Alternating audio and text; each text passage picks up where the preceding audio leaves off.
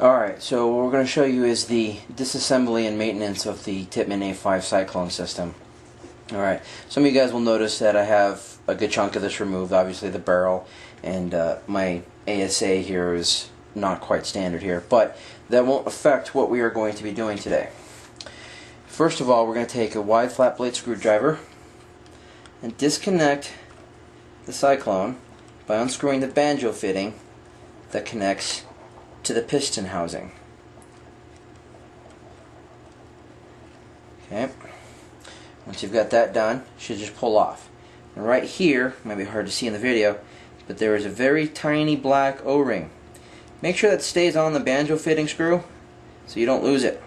I'm just going to push that back up a little bit. When it's done, flip it over, and I'm going to take an Allen wrench here and unscrew the large body screw here, the large Allen, and just completely remove it. Okay, and again we'll flip back over. The whole thing should just lift free. Yeah, I need to clean that. Alright, so next, if you want to disassemble this and you want to actually get inside there, you don't really want to just throw this in water like you've seen in my other videos, because we got some metal, steel parts in there, the bolts, the springs, and everything else. That's all going to rust if you just throw it in water. That's a bad thing. So what we'll do is we'll get a fine point Phillips head screwdriver and we'll go to town on the bottom plate. Okay, once those 4 screws have been removed, the bottom plate is simply removed, taking the piston housing, just lifting slightly up. He breaks the seal. After that, the whole thing can kind of come up. Alright, so we'll set that aside. And what you're going to see in here is the ratchet, which is this oblong large piece here. Some of you guys will notice I don't have the standard ratchet in here anymore. This is the JCS version. Okay, but you might see this in a clear plastic or a black plastic or even a tan plastic, or you might have one of the aluminum versions like I've got here.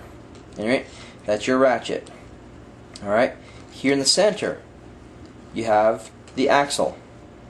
Alright, your spring, you have a retaining nut here. As a matter of fact, we're going to take that right out. Just list that. Notice it's got a cap on it, almost kind of a brim. Alright, you have to notice that because it actually goes in the slot over here.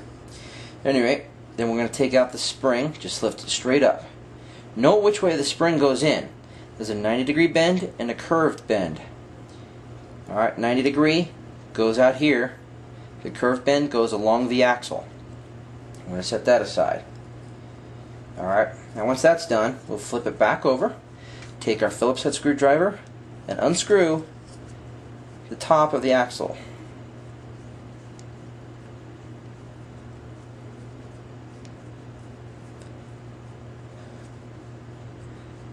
If you've ever replaced your ratchet with one of the aluminum ones, either the Vortex or the JCS or one of the couple of knockoffs there, they will have a different version of this screw. Make sure you use that.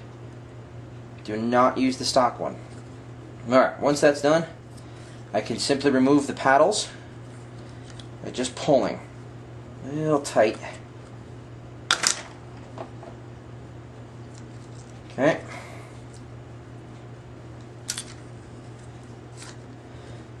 And some of my pieces already came apart. Okay, inside the ratchet there's actually a couple of these pieces. What you'll see is a spring right here, and then a push bar, or a push pin, whatever you want to call it. The push pin goes into the spring, and the large end has a curved aperture which will go up against, let's see if I can get you guys to see that, curved aperture right here will go up against the axle when it's installed. On the JCS, they just make the opening in the ratchet very long, just slide the whole thing in. On some of the other versions, the hole is right here in the end, so you have to slide it in, and they have a retaining pin to hold the whole assembly in place. I just slide the whole thing out, no problem. Okay. Then you can take this out. Here's your plunger. You want to oil that up occasionally. Here's some of your springs. That gets rusted, things get bad. And then your ratchet kind of just flopping out there in the wind.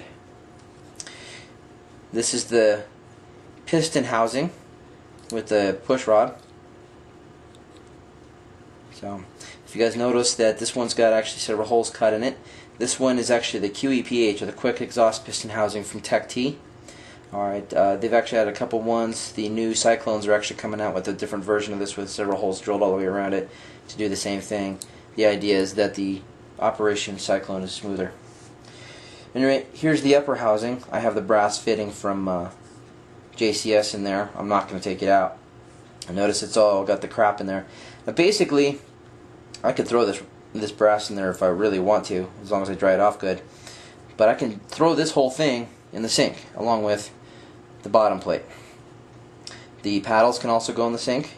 Probably should. Throw those in there. Everything else, I want to clean by hand.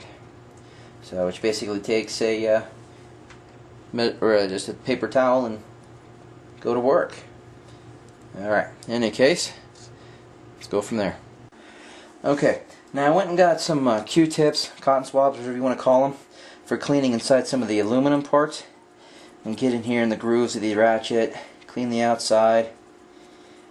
Now this is aluminum, and it really doesn't rust unless you leave it in water for a long time. So alright, but with the ratchet, especially one that is aluminum, is kind of a little difficult to get a hold of, I just tend to be a little careful. The easy to replace parts, not so much. I'm not worried about it, even if they are more expensive. But Q-tip is also pretty good at just getting in all the crazy places, getting all that stuff cleaned up. It's also very good for just soaking up the paint too. Might have broken in there, in case you guys can tell. I broke a whole ton at my team's practice the other day. So just get all that cleaned up. These are also very good at getting the water out of the brass fittings on the plates that we showed you earlier. So run them through the sink under the faucet, warm water. As soon as you're done with all the paint, just use the Q-tips to clean it all off. Alright, that's basically the maintenance of the housing of the Cyclone, really. So, paint. The marker still needs to be cleaned, but we'll get to that later. Anyway, in the sake of shortness, I'm going to stop there. You can guys go in reverse in order to clean this back up and put it together. Alright, if you guys do get a special ratchet kit, make sure you follow the directions. It'll tell you how to install it. Okay?